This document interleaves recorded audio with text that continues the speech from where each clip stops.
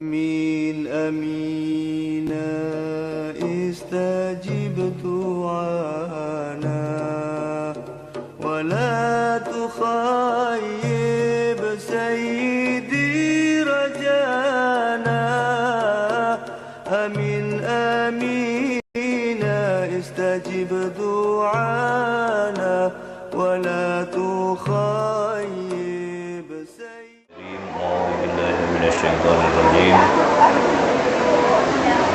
فلولا نفر من كل فرقة منهم طائفة ليتفقهوا في الدين. الآية. أشهد أن لا إله إلا الله وحده لا شريك له وأشهد أن سيدنا ونبينا محمدا عبده ورسوله لا نبي بعده.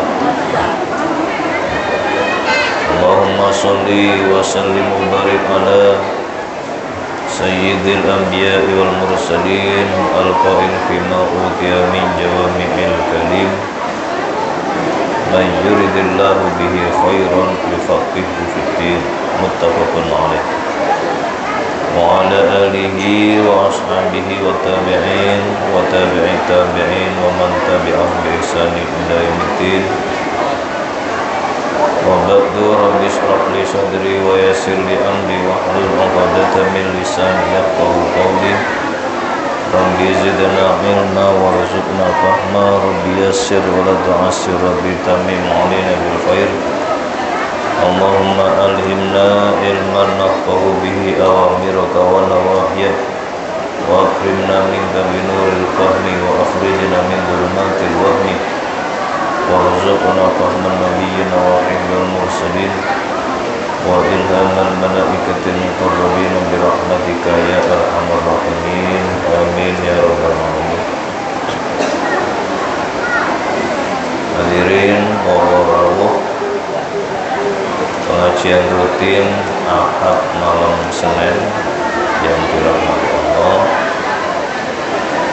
Alhamdulillahirabbil alamin. Marilah kita memanjatkan rasa syukur kepada Allah Subhanahu wa taala atas limpahan nikmat karunia hidayah inayahnya, yang mana dengan hal itu kita bisa hadir dalam majelis taklim yang penuh barokah ini dalam keadaan sihat walafiat, zahiran wa batinan, dalam keadaan iman Islam dan ihsan. Mudah-mudahan kita senantiasa mendapat ridha Allah Subhanahu wa taala dan senantiasa istiqomah mensyukuri nikmat-nikmatnya. Dan yang kedua kalinya, doa sholawat dan salam marilah kita persembahkan, kita tujukan kepada baginda Rasul Muhammad sallallahu alaihi wasallam. Biqauli Allahumma shalli wa sallim wa barik ala sayyidina Muhammad wa ala alihi wa ashabihi ajma'in.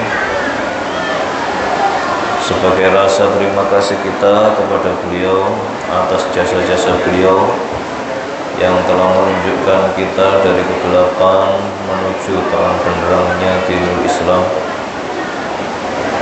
yang mengentaskan kita dari alam kejahiliaan menuju alam kearifan,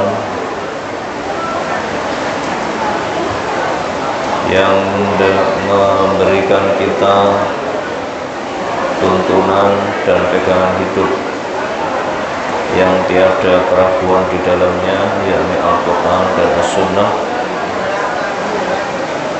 sehingga kita menjalani hidup di dunia ini dengan penuh optimisme, dengan cita-cita yang sangat tinggi, jauh dari rasa putus asa, karena kita punya harapan,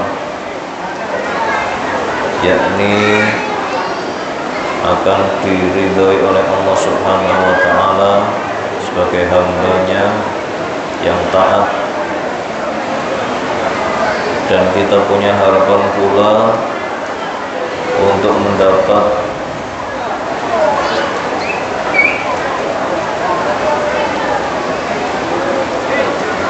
syafaat beliau mulai dari kehidupan kita di dunia ini dan terutama besok di kehidupan kita setelah kematian. Dan mudah-mudahan kita termasuk umat beliau yang akan mendapat syafaatnya dan dikumpulkan dengan umat beliau yang lainnya di surganya Allah Subhanahu wa ta'ala. Amin ya rabbal alamin.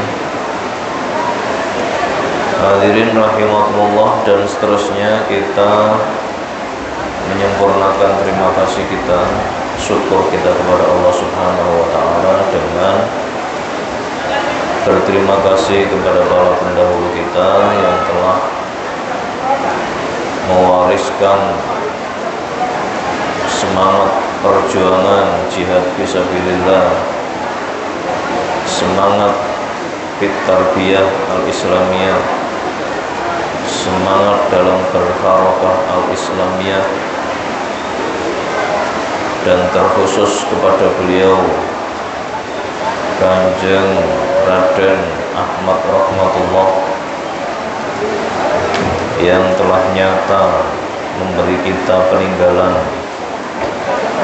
infrastruktur atau bangunan yang digunakan untuk berdakwah, menyebarkan Islam, menyebarkan ilmu, menyebarkan hikmah. Mudah-mudahan beliau senantiasa mendapat tempat yang mulia di sisi Allah Subhanahu wa ta'ala dengan semua zuriyah, kerabat, anak cucu beliau dan murid-murid beliau, dan mudah-mudahan kita termasuk di dalamnya yang akan berbaris dengan beliau di akhirat besok sebagai minas sholihin ala hadhihi niyah wa ala kulli niyatin sholihah bi syafaati Muhammadin Rasulillah sallallahu alaihi wasallam. Al-Fatihah. A'udzu billahi minasyaitonir rajim. Bismillahirrahmanirrahim. Alhamdulillahi rabbil alamin arrahmanir rahim maliki yaumiddin. Iyyaka na'budu wa iyyaka nasta'in ihdinas siratal mustaqim siratal ladzina an'amta 'alaihim ghairil maghdubi 'alaihim waladdallin. ثم هدية وتوسلا إلى حضرة نبينا وشفيعنا وقرة أعيننا محمد صلى الله عليه وسلم وعلى آله وأزواجه وذريته وأحبائه وأهل بيته وإخوانه وآبائه من الأنبياء والمرسلين وأهل كل وأصحاب كل والتابعين وتابع التابعين ومن تبعهم بإحسان إلى يوم الدين. لهم الفاتحة. أعوذ بالله من الشيطان الرجيم. بسم الله الرحمن الرحيم. الحمد لله رب العالمين الرحمن الرحيم مالك يوم الدين. إياك نعبد وإياك نستعين اهدنا الصراط المستقيم صراط الذين أنعمت عليهم غير المغضوب عليهم ولا الضالين آمين. ثم إلى جميع ملائكة الله أينما كانوا من ملائكة الأرض والسماوات خصوصا لجميع ملائكة المقربين وحملة العرش وبالخصوص لسيدنا جبريل عليه السلام وسيدنا ميكائيل عليه السلام وسيدنا إسرافيل عليه السلام وسيدنا عزرائيل عليه السلام. لهم الفاتحة. أعوذ بالله من الشيطان الرجيم. بسم الله الرحمن الرحيم. الحمد لله رب العالمين الرحمن الرحيم مالك يوم الدين. إياك نعبد وإياك نستعين اهدنا الصراط المستقيم صراط الذين أنعمت عليهم غير المغضوب عليهم ولا الضالين آمين. ثم هدية لجميع أرواح أولياء الله أينما كانوا خصوصا أولياء جزيرتنا نusantara خصوصا لمرد روحنا رجل أحمد رحمة الله صلى الله وإلى جميع أرواح سادة الأولياء خصوصا سيد الأولياء شيخ عبد القادر الجيلاني رضي الله عنهم. الفاتحة. أعوذ بالله من الشيطان الرجيم. بسم الله الرحمن الرحيم. الحمد لله رب العالمين الرحمن الرحيم مالك يوم الدين. إياك نعبد وإياك نستعين اهدنا الصراط المستقيم صراط الذين أنعمت عليهم غير المغضوب عليهم ولا الضالين آمين وإلى جميع أرواح أئمة المجتهدين ومقلدين في الدين من العلماء العاملين الصالحين خصوصا لجميع أرواح أئمة المذاهب الأربعة ونخص لروح إمامنا الشافعي وإخوانه من أهل بدر وأهل مصر ثم إلى جميع أرواح علمائنا خصوصا مؤلف هذا الكتاب Syekh Abi Suja ومن فسره Dr. Mustafa Kibulullah وإلى جميع أرواح مشايخنا وأساتذتنا ومعلمنا ومن سلك مسالكهم وطريقاتهم من طريقة التربية الإسلامية والدعوة الإسلامية والجهاد في سبيل الله لهم الفاتحة أعوذ بالله من الشيطان الرجيم بسم الله الرحمن الرحيم الحمد لله رب العالمين الرحمن الرحيم مالك يوم الدين إياك نعبد وإياك نستعين اهدنا الصراط المستقيم صراط الذين أنعمت عليهم غير المغضوب عليهم ولا الضالين آمين ثم إلى جميع أرواح آبائنا وأمهاتنا وأجدادنا وجداتنا ومن له حقوق علينا من ذرياتنا وإلى جميع أرواح إخواننا الذين سبقونا بالإيمان وإلى جميع أرواح المؤمنين والمؤمنات والمسلمين والمسلمات أينما كانوا من مشارق الأرض إلى مغاربها بر وبحرها من لدن آدم إلى يوم القيامة خصوصا لجميع أرواح المؤمنين في مقبرة عنكر وغيرهم وغفر الله ذنوبهم ورفع درجاتهم ونور ضريحهم بسر الفاتحة أعوذ بالله من الشيطان الرجيم بسم الله الرحمن الرحيم الحمد لله رب العالمين الرحمن الرحيم مالك يوم الدين إياك نعبد وإياك نستعين اهدنا الصراط المستقيم صراط الذين أنعمت عليهم غير المغضوب عليهم ولا الضالين آمين لقضاء حاجاتنا وحاجاتكم من حوائج الدنيا والآخرة بسر أسرار الفاتحة أعوذ بالله من الشيطان الرجيم بسم الله الرحمن الرحيم الحمد لله رب العالمين الرحمن الرحيم مالك يوم الدين إياك نعبد وإياك نستعين اهدنا الصراط المستقيم صراط الذين أنعمت عليهم غير المغضوب عليهم ولا الضالين آمين Alhamdulillah, mudah-mudahan semuanya diterima oleh Allah Subhanahu wa Ta'ala sebagai amal yang baik. Dan marilah kita lanjutkan kajian kita mengkaji ilmu syariah mazhab Syafi'iyah, masih di Kitabul Uqdiyah wa Syahadat. Kita lanjutkan dalam kajian tentang hakim qadhi. Bismillahirrahmanirrahim. Qala al-mu'allif rahimahullahu ta'ala wa nafa'ana bihi wa bi'ulumihi wa asrarihi wa barakatihi fid dharaini amin. Wa la yajuzu ya ayyaqbalal hadiyata min ahli amalihi. Seorang hakim tidak diperbolehkan menerima hadiah dari para pembantu atau pegawainya. Dari para pembantu atau pegawainya tidak boleh. Entah itu tukang catat, dari tukang catatnya, atau mungkin dari yang orang yang biasanya membawakan bukunya, atau ya apa saja, siapa saja yang mereka itu semua ada di lingkaran Pak Hakim tersebut atau Qadhi tersebut.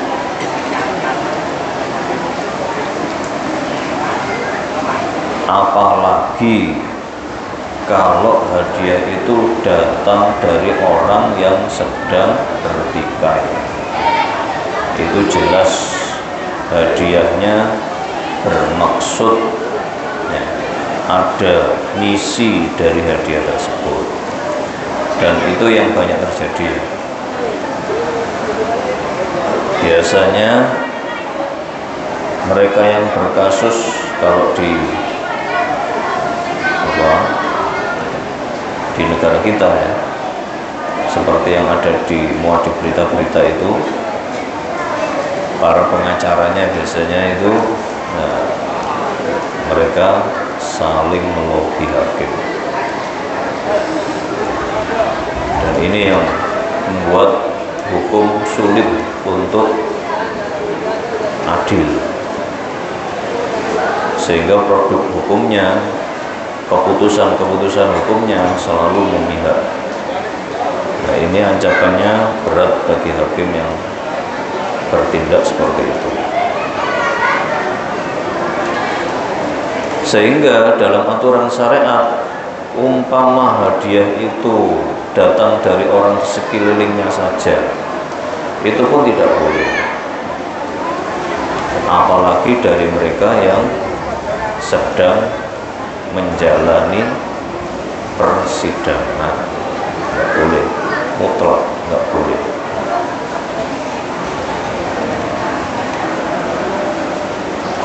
Selanjutnya kita akan membahas masalah pribadi dari hakim, kondisi dari hakim ketika dia melaksanakan tugas pengadilan. Ya, musannaf menjelaskan lebih lanjut, wa yajtanibul qadha'a fi asyrati mawadhi'a. Hendaknya qadhi tidak melakukan persidangan, tidak melakukan proses hukum ketika dalam keadaan 10 hal ini. Dalam keadaan 10 hal, atau mungkin bisa jadi lebih dari 10, karena 10 hal ini garis merahnya adalah hal yang mempengaruhi fisik maupun psikis dari Pak Qadhi atau Pak Hakim ketika akan memutuskan perkara atau memproses hukum sebuah perkara. Itu intinya. Jadi hakim harus dalam keadaan benar-benar fresh, tidak ada kendala fisik maupun psikis. Apa saja 10 hal yang apabila terjadi hal ini pada hakim, maka hakim tidak diperbolehkan menggelar persidangan. Yang pertama adalah indal ghadabi, ketika dia dalam keadaan marah, itu nggak boleh menjalankan proses pengadilan, harus ditunda dulu sampai marahnya terkendali. Yang kedua, wal ju'i, ketika lapar. Ini fisik ya. Kalau marah tadi psikis. Wal ju'i, ketika lapar. Jadi tidak hanya orang miskin saja yang ketika lapar itu bisa berbuat tidak terkendali. Pak Hakim pun menurut kacamata syariat, kalau lapar, dalam keadaan lapar ini sangat dimungkinkan untuk melakukan hal-hal yang tidak terkendali, tidak sesuai dengan semangat syariat. Nanti bisa jadi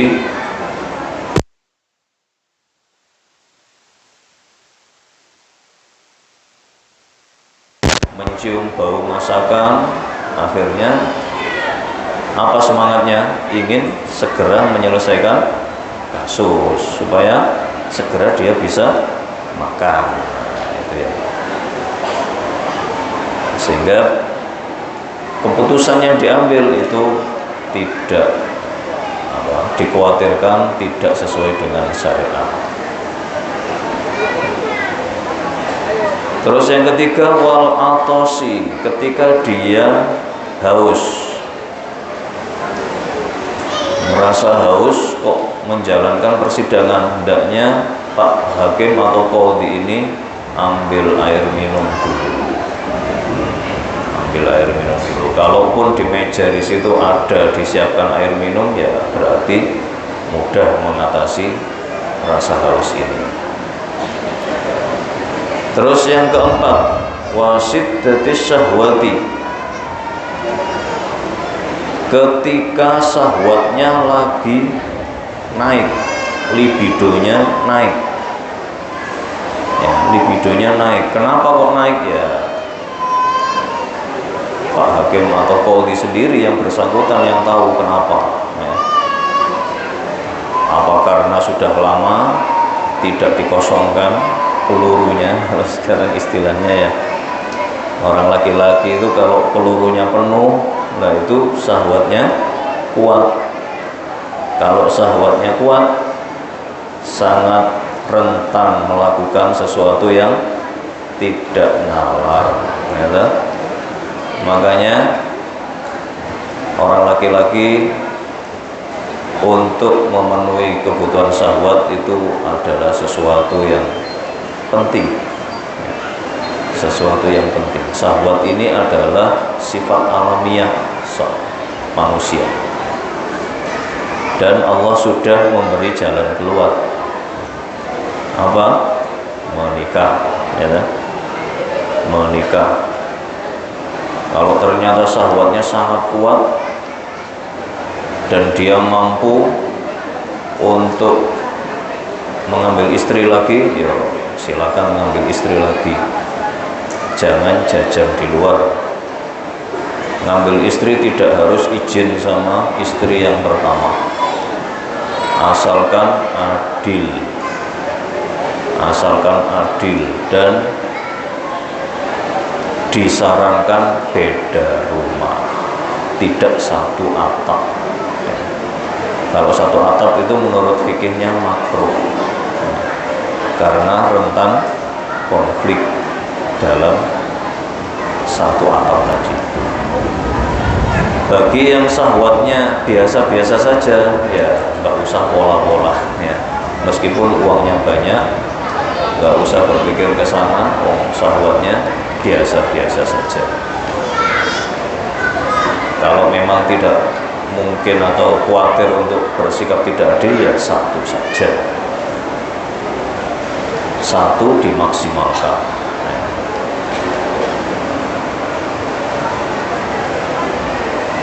Jadi ketika hakim ini syahwatnya lagi kuat, tentu saja ini Pak Hakimnya sendiri yang tahu apakah dia sedang libidonya naik apa enggak.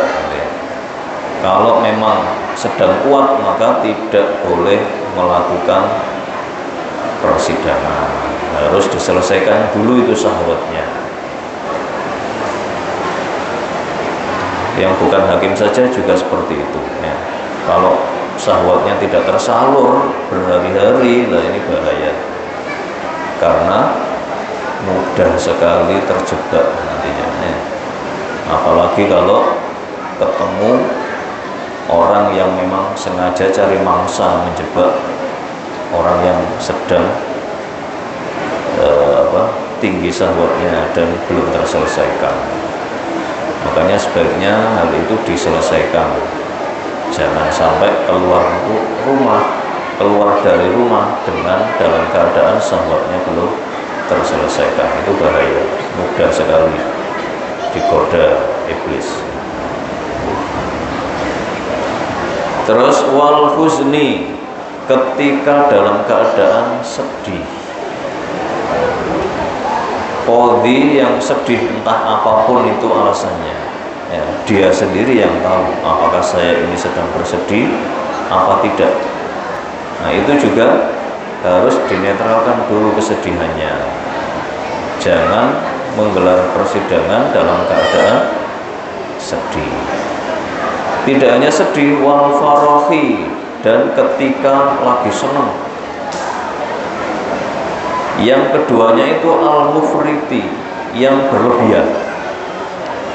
Mungkin kalau orang sekarang baru mendapat cucu baru gitu ya, itu biasanya kegembiraannya melebihi dari ketika mendapat anak ya, biasanya itu ya, katanya seperti itu ceritanya.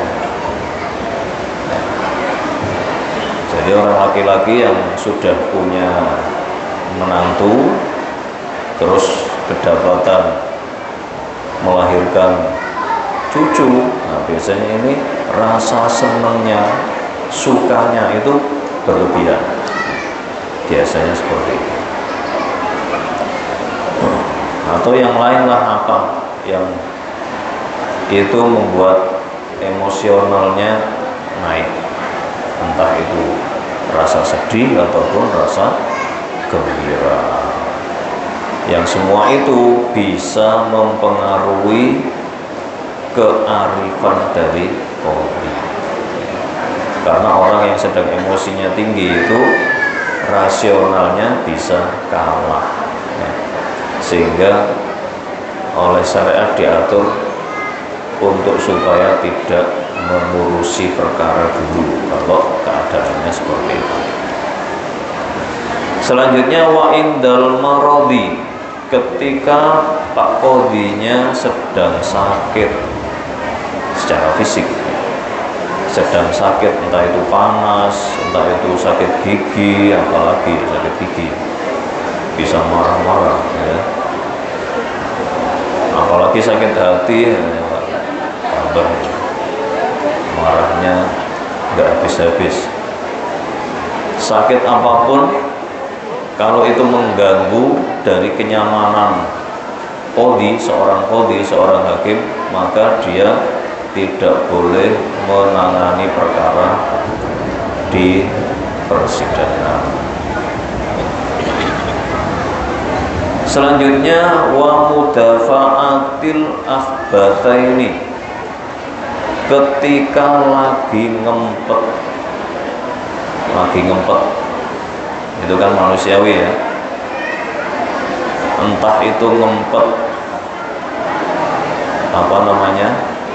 urin atau feses. Urin itu kencing, feses itu berak. Ngempet keduanya itu tidak boleh bagi seorang hakim untuk menggelar persidangan, harus diselesaikan dulu.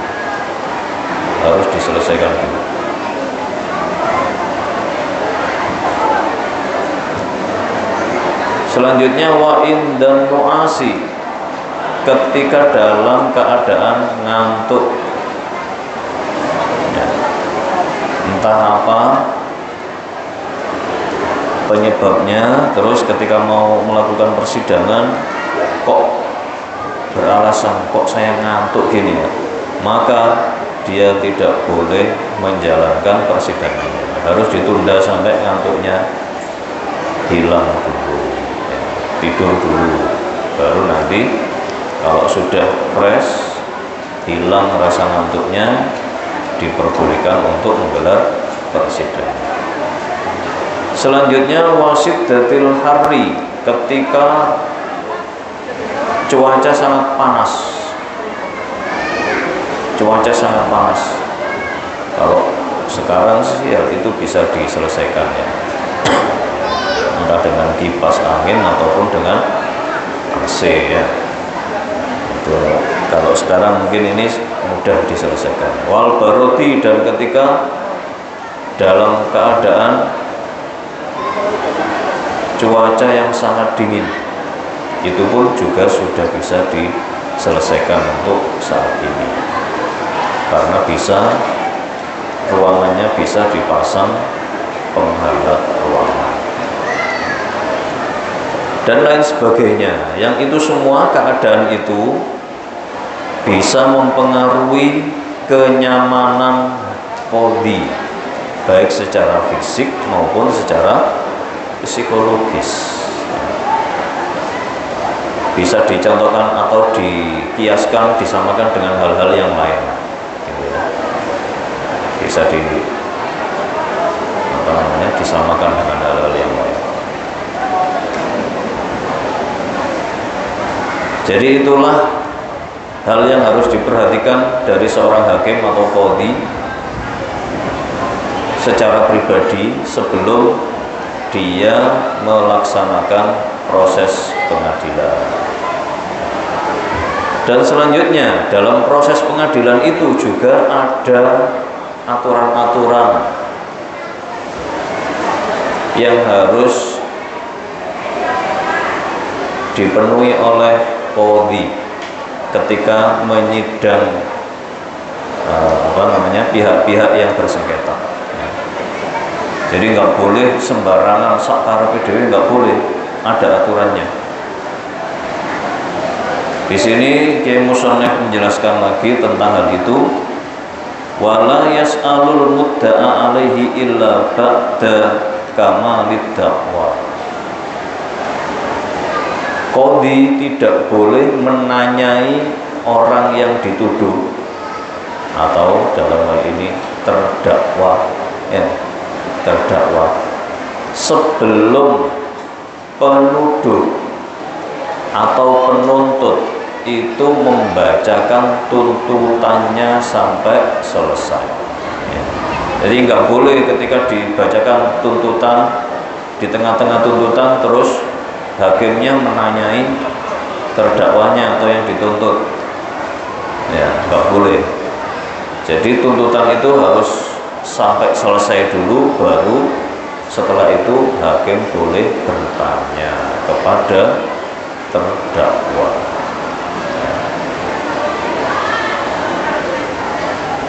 Selanjutnya, aturan selanjutnya, wala yuhallifuhu illa ba'da su'alil mudda'i. Pak hakim juga tidak boleh menyumpah. Ini maksudnya menyumpah untuk yang berhubungan dengan kasus itu ya, kayak apa namanya itu? Apa biasanya itu? Bersumpah bahwa dia tidak bersalah, gitu ya. Supoto li'an,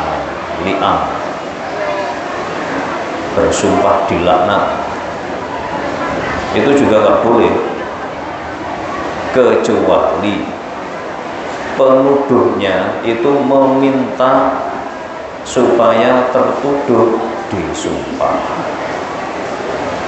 Jadi kalau inisiatif sumpahnya dari Pak Hakim tidak boleh, tidak boleh. Ini bukan seperti sumpah yang ada di pengadilan negeri atau pengadilan agama yang pakai Quran akan memberikan keterangan sebenar-benarnya, itu loh ya. Itu bukan seperti itu, bukan sumpah seperti itu maksudnya ya. Tapi sumpah yang menyatakan bahwa dirinya tidak bersalah bagi seorang terdakwa. Dalam aturan syariat kan sumpahnya seorang terdakwa itu bisa diambil sebagai kekuatan hukum, bisa diambil sebagai alasan untuk menetapkan hukum. Kalau berani bersumpah meskipun dia bohong sumpahnya itu, maka hakimnya wajib mengambil sumpah tersebut.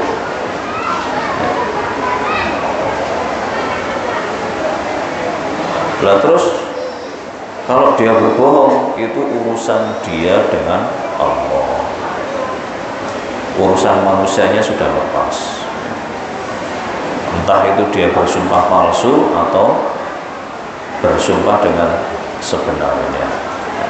Itu jadi urusan dia setelah itu, bukan urusan Pak Hakim lagi. Kalau memang penuduh meminta supaya tertuduh untuk disumpah sebagai upaya menolak tuduhan, nah, baru setelah itu qadhinya boleh meminta supaya tertuduh ini bersumpah, kalau kamu memang tidak mengakui tuduhan penuduh ini, silakan kamu bersumpah.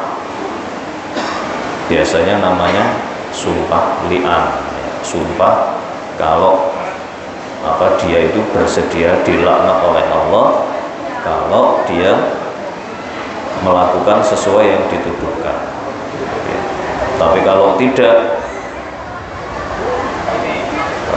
biasanya itu diikuti dengan sumpahnya penuduh, sumpahnya penuduh. Si penuduh juga berani nggak bersumpah.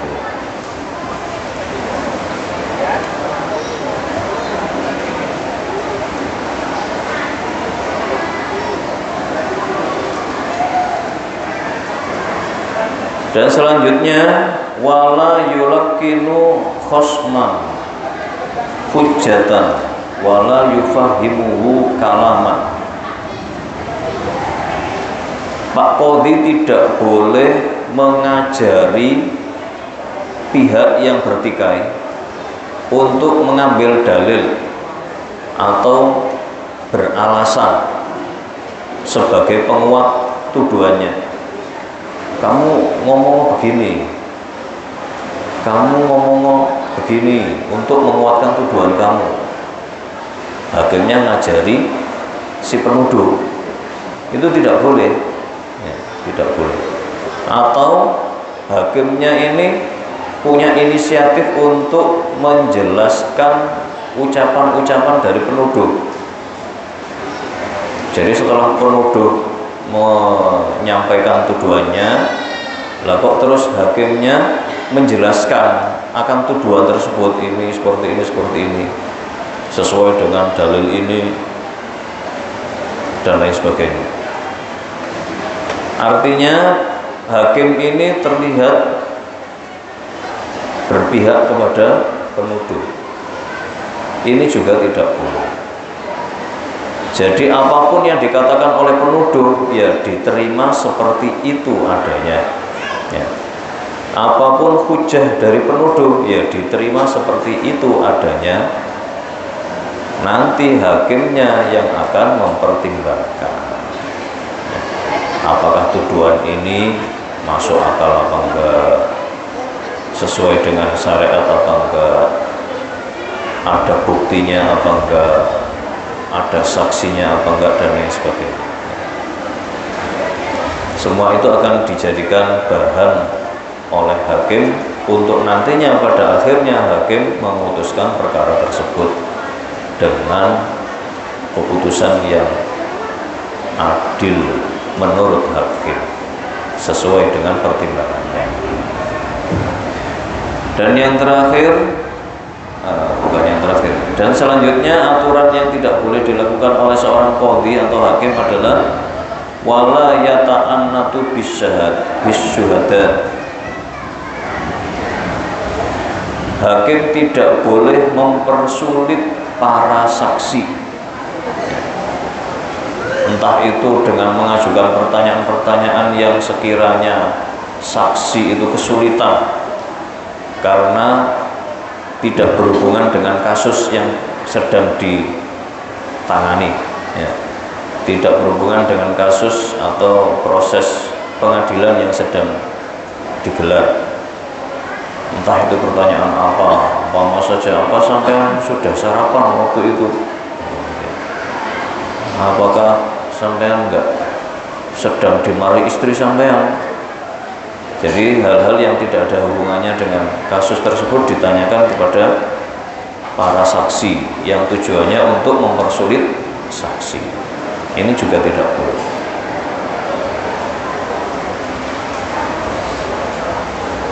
Jadi hal itu yang diterangkan oleh Kiai Musannaf, hal-hal secara garis besar apa saja yang tidak boleh dilakukan oleh seorang hakim ketika menangani kasus perkara. Dan selanjutnya dijelaskan lagi oleh Kiai Musannaf yang berhubungan dengan saksi, di mana saksi ini diatur dalam syariat. Beda kasus, beda komposisi saksinya, ya. Ada yang harus 4 apa itu? Harus 2 orang laki-laki, tidak boleh ada perempuannya gitu. Atau ada yang boleh laki-laki 1, 2 perempuan, dan seterusnya dan seterusnya. Itu ada kasus-kasusnya ya. Itu tergantung, biasanya tergantung pada berat tidaknya hukuman yang akan dijatuhkan, biasanya seperti itu. Kalau memang berat seperti pembunuhan gitu, maka kasusnya saksinya harus orang laki-laki 2. Atau ada juga yang harus perempuan ya. Saksinya harus perempuan, seperti saksi tentang kelahiran anak, harus perempuan.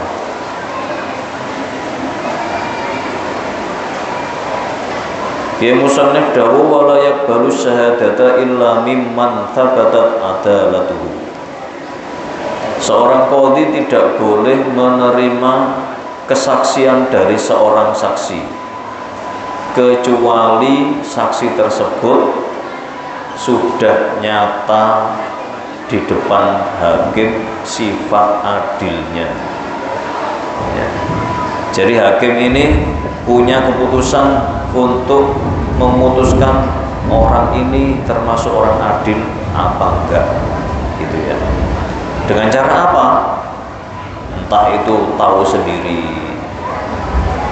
atau mencari tahu dari orang adil yang lain ya, mencari tahu dari orang adil yang lain. Kira-kira yang diketahui oleh hakim, ada si A ini termasuk orang adil, ditanya tentang si C, apakah si C ini termasuk orang adil?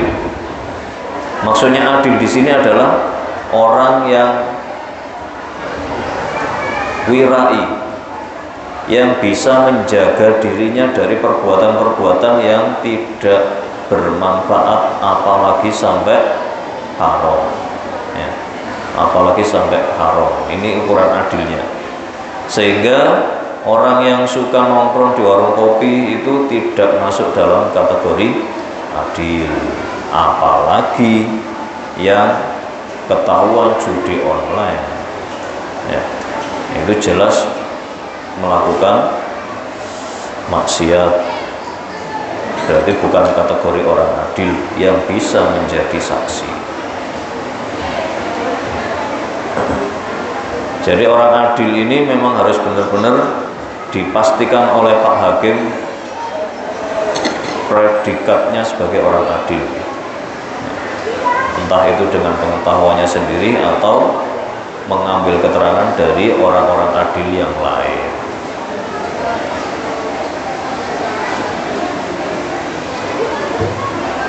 Dan selanjutnya wala yaqbalu syahadata aduwin ala aduwihi.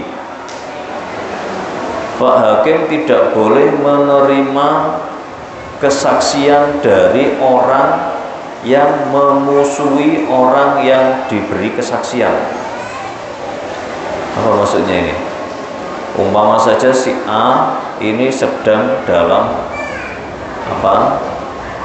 ketegangan dengan si B karena entah itu urusan batas tanah, warisan atau apapun ya, yang itu terlihat tampak oleh masyarakat si A dan si B ini sedang bermusuhan. Maka dalam hal ini ketika Pak Hakim dimintai kesaksian si B untuk menyaksikan si A, maka hakim harus menolaknya karena si A dan si B ini dalam keadaan bermusuhan. Di situ dikhawatirkan kesaksian dari pihak yang bermusuhan tadi akan memberatkan, bahkan bersaksi bohong demi menyakiti musuhnya, nah gitu kan ya, demi menyakiti musuhnya, sehingga kesaksian dari orang yang sedang bermusuhan itu tidak bisa diterima oleh Pak Hakim, tidak boleh diterima oleh Pak Hakim. Wala syahadata walidin li waladihi, wala waladin liwalidihi. Pak Hakim, qadhi tidak boleh menerima kesaksian dari seorang orang tua, entah itu bapak atau ibu, atas kasus anaknya. Ya, atas kasus anaknya. Atau sebaliknya, seorang anak dijadikan saksi atas kasus orang tuanya. Ini juga tidak boleh diterima oleh Pak Hakim, karena ya sangat dimungkinkan karena hubungan kekerabatan, ada ikatan emosional, maka kesaksiannya tidak bisa adil, gitu ya. Dan ini masih ada satu lagi, dilanjutkan ya. Wala yuqbalu kitabu qadhin ila qadhin akhar fil ahkam. Catatan dari hakim yang lain itu tidak boleh mempengaruhi keputusan dari hakim yang lainnya. Hakim si A kirim surat ke hakim si B tentang kasus yang sedang ditangani, maka ini hakim si B tidak boleh menerima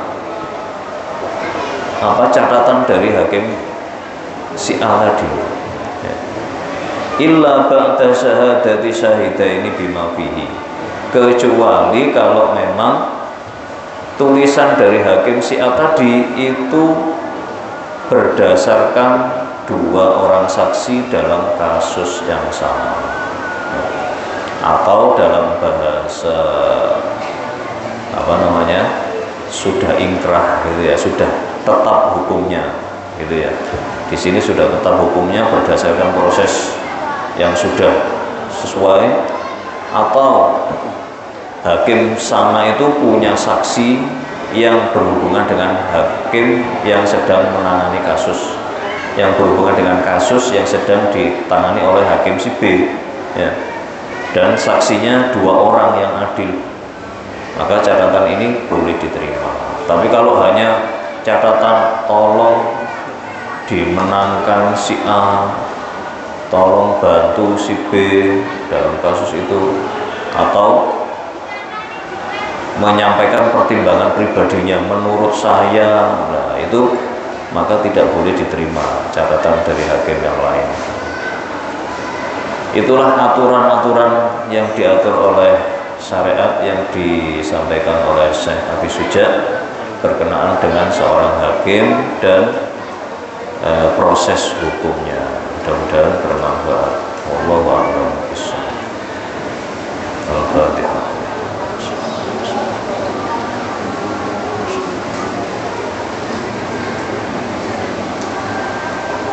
Akhirul hadanallahu wa iyyakum ajma'in wal 'afwu minkum. Wassalamu alaikum warahmatullahi wabarakatuh.